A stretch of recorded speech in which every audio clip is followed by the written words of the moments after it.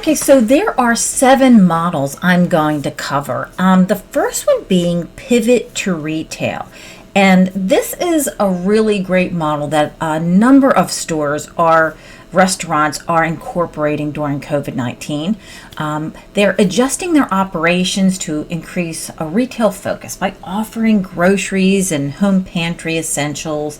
And I did this probably early on in my cafe. And so I made sure I had a retail shelves and I had product on the shelf. A lot of the stuff that I put in my own recipes for our dishes, I would also sell on the shelves. So if, for example, I made a lot of smoothies. It was a vegetarian cafe. We had superfood smoothies, and I would put maca, for example, and cocoa powder in my smoothies, and I would sell that on my retail shelf. So people say, "Oh my gosh, I love this maca." Oh, you can buy it right here. So it was amazing. I was able to increase my average sale, say from $10 to, they would buy lunch, but then they would also go and they would buy stuff off the shelf. So a $10 sale became a $75 sale, or maybe even higher. But that was pretty much the average. They might buy like something, a couple things that ended up being extra $30, $40 to their lunch ticket. And so it was a great way to fill out my cafe, show some, that way they could come in while they were waiting for their food to be made. They could buy stuff off the shelves, or when they were finished with their lunch, they could go and they could buy stuff. So it was a great way to add more to each sale. So that when they came in, when you have such slow traffic, every person that comes in the door, you have to maximize their spend, basically. And so this was a way to maximize their spend. I gave more value than just buying a smoothie. They could also buy some of the ingredients right there, some of the hard to find items so they didn't have to go and hunt down these items. They were right there on the shelf. So it was hard to find items. It was conveniently available. I would introduce them to something new, and there it was right there on the shelf for them to try. So there's a great idea for you to try, and it will definitely, especially as people your traffic is slower, this gives them more reason to come in. The next one is cloud kitchen. Also, you might hear this called ghost kitchen. So this is turning your kitchen into where you're just doing delivery for the most part. And so people you can actually, instead of having a more expensive retail location, you can go to a more of a flex use type of location, reduce your rent, and continue to produce. And you can advertise on Uber Eats, Grubhub. I think there's 2 other ones out there. In any case, you can say, "Oh, this is one of the restaurants in your area that you can order from," and people order right from their little app, Grubhub, Uber Eats, and they can go ahead, order there, and you get the order, you make it, pack it up, and it goes right out. So you can minimize your staff. They're just making food. They're not standing around waiting for somebody to come through the door. They might be standing around waiting for an order to come in, but they are making food, prepping food up. They're not having to, be wiping down customer tables, sweeping the customer floor, working the customer area. They are just focused on the food. So this is definitely a new model that's appearing. In fact, there's some places that have dedicated places that are just several cloud kitchens in one warehouse location. And they have maybe a 20 by 20 space where they work, and it is just their prep tables and the equipment that they need to produce the food. And so they can minimize their cost by working in the same space. It's certainly something to consider, and you can make sure that basically Uber Eats and Grubhub and these places are doing advertising for you. Another thing that I incorporated was food prep classes. This is a great way to make your location a destination. The way I did it back then was that because people were no longer coming downtown, this was at a time where we had lost our major retailers downtown and we had to make our location a destination. So people came down, they came to the workshops. Not only did they pay for the workshop, but they also bought lunch before the class, and then they would purchase items off the shelf that we used in the food prep class. The ingredients, and I would highlight it for them. I would actually make sure I was stocked up on those items so that they could buy them in the store. And basically, instead of just a $50 per student fee, they bought lunch, they bought items off the shelf. So we're looking at $100 to $150 per student. And I actually think we were low with our student rate at the time, because considering how much time and work we put into it, definitely the value was way more than $50. So we should have charged more, but we were, that's what we're doing at the time. That's what we felt like people were able to afford at the time. However, looking back, I think we could have easily bumped it up to $75 or even $100 per student. Now, you might be saying, well, I can't drive traffic to my location because of COVID. Well, why not make virtual events? You could have a virtual event where you're doing food prep classes. They are actually in their own kitchens, following along with you doing the food prep. They can purchase a box of ingredients for the workshop ahead of time, so they're right there with them. So you have the price of the workshop and all the ingredients that go into it that you're pre-selling to them before the workshop ever takes place. So certainly something to consider. There's lots of ideas to do this. You could easily do it on Zoom or many other platforms like Zoom. So certainly a great idea. And food prep classes, nutrition classes are highly popular. I've done them for many years. I have one customer who they do nutrition workshops, and they get 200 people at an event, and these are live events that they've been doing. So and now they're going online, and they were able to get about the same number of people. In one case, they actually got 500 people. So certainly with a virtual event, you could actually end up getting more people than you would at a live event. The other thing that I did do was small food manufacturing, and I have a story about this one later. But you can use some of your space, some of your downtime, your excess employees to create packaged food for your own shelves or for local grocery stores, or to even sell online. In fact, Natural Zing distributes and sells other manufacturers' packaged foods as well as their own.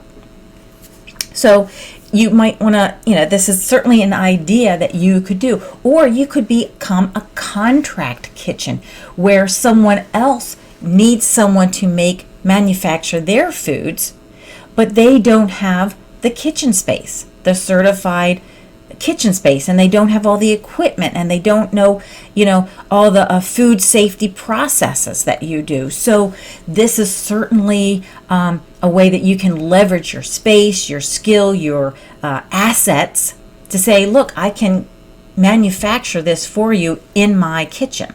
So that's certainly another idea that goes along with manufacturing. Delivery, grab and go. So certainly many cafes they've been doing delivery for, not delivery possibly, but they've been doing carry out for some time.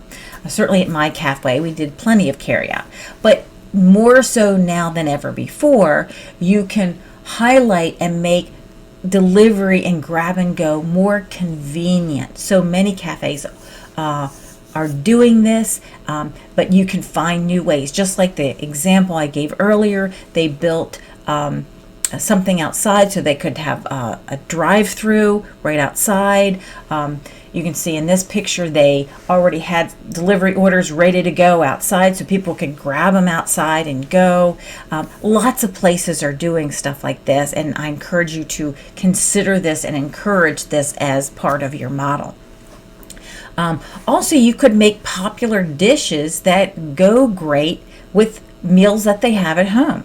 So maybe you have a popular dish that you typically sell at lunch. Well, maybe you have put some in grab and go containers, not so that the public can touch them, but that you can say, okay, do you want, you can have this same salad that you love here, but you can have a dinner portion. You can have a family size.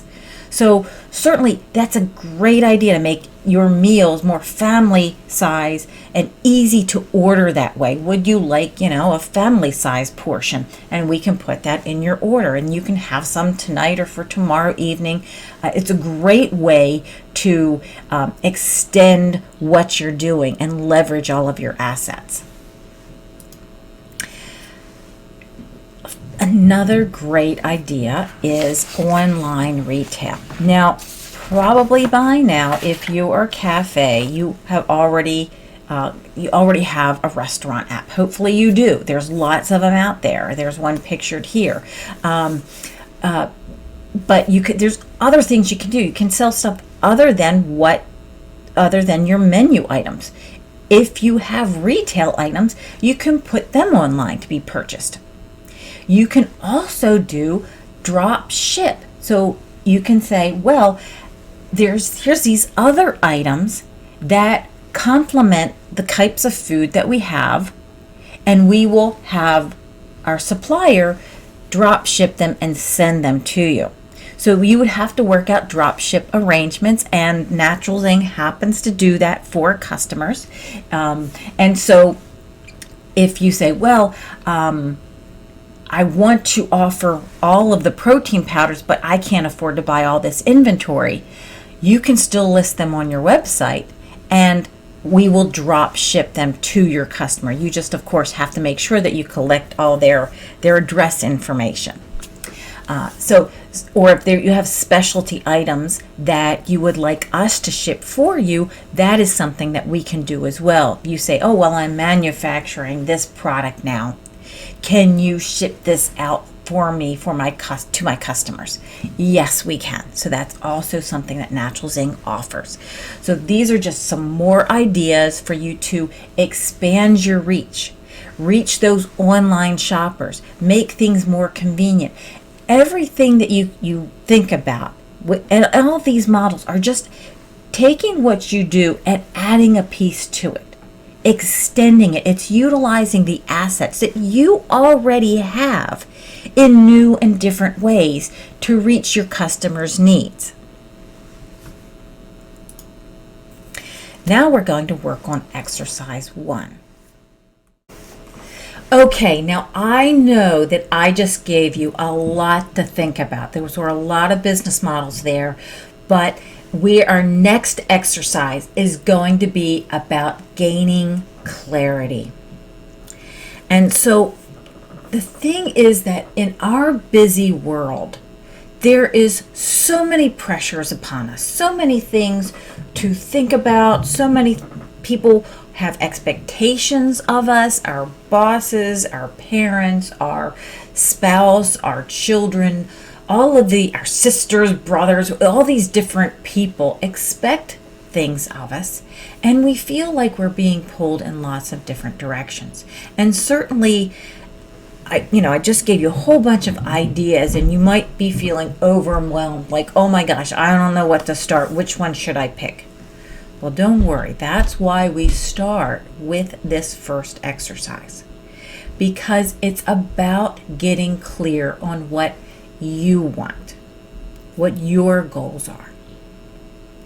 So the first step is looking at your current status, meaning like, where are you currently?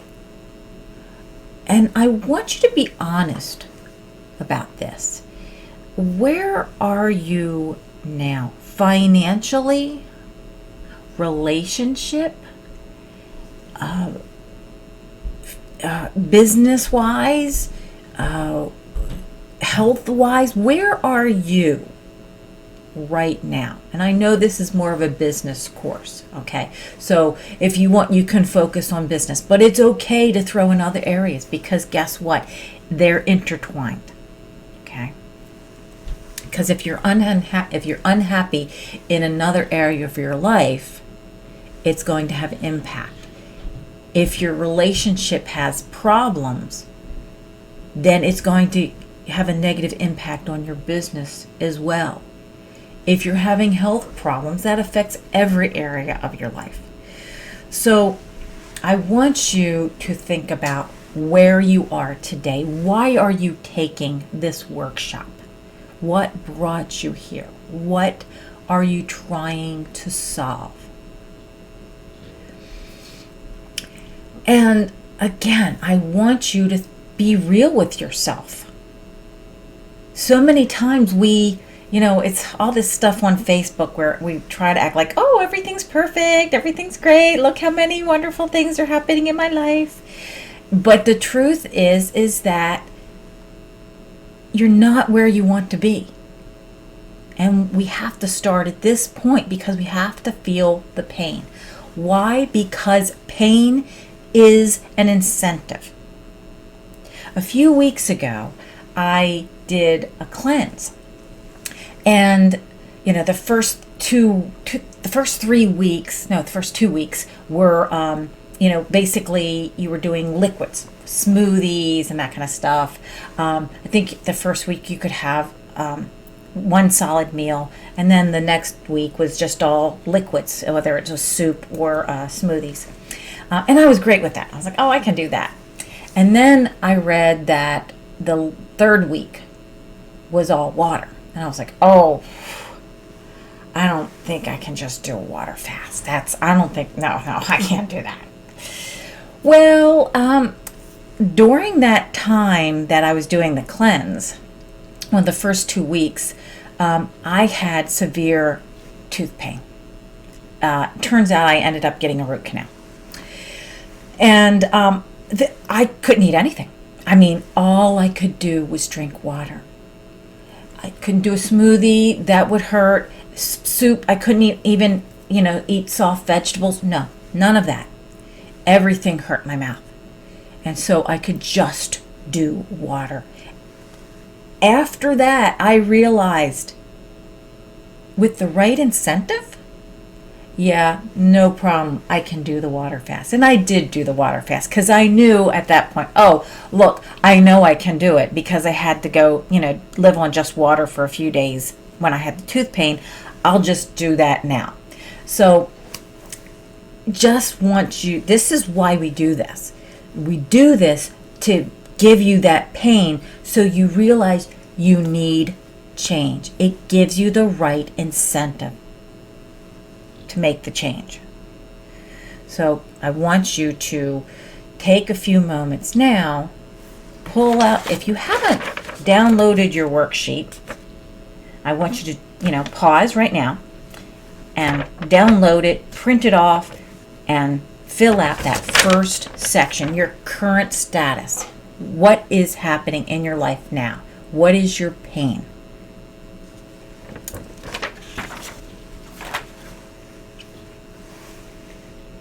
Okay, so I hope you're back with me now, and we're going to go on to number 2.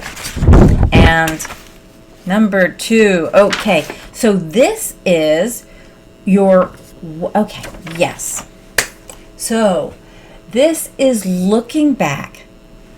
Imagine you just had the best year of your life. Okay, don't pretend it's this past year. Okay, we're in the future now, you've just had the best year of your life. And you're looking back at this last year and you're saying, oh my gosh, look at all these wonderful things in my life. The best year. What happened? What made it the best year? This is going to help you create your 1-year goals. What is your dream life that you would have if you had the best year of your life and you're looking back 1 year from, the start, and you look back, what happened this past year? I want you to write down what happened that year. Okay? What did you accomplish? And there's a reason why we're doing this. The reason is that when you get laser focused on your goals, you have a clear shot to accomplish them. But you have to get clear. So I went rafting with my family and Whitewater Rapid, and it had been raining the day before, and so we get to the river in Harper's Ferry, and it's very choppy, and it looks like, oh my gosh, maybe we picked the wrong day. Maybe we should come back next weekend. But the instructor came out, no, don't leave. Like, I can get you through this. We're like, really? It looks pretty choppy, pretty, rough out there. It's like, don't worry about it. This is what I want you to do. When I point to a place, I want you to paddle like crazy there. Okay? And when I point to another place, I want you to paddle like crazy there. He says, what I discovered when I first started, rafting, taking families rafting, was that I would be like, oh my gosh, watch out for that log. And people would be like, oh, the log, oh, and they run right into it. Okay. And then oh, watch out for that rock. And people like, oh, the rock, oh, boom. And they hit the rock and flip right over. Okay. He says, but if I point to where they need to go, then they don't focus on the rock and or the log. Okay. And they go right past them. They go right past the pitfalls because they're focused on where they need to go. This exercise is to help you get focused on where you need to go. So I want you to pause right now and fill out, looking back, what were your accomplishments if you look back to your dream year, and write those down.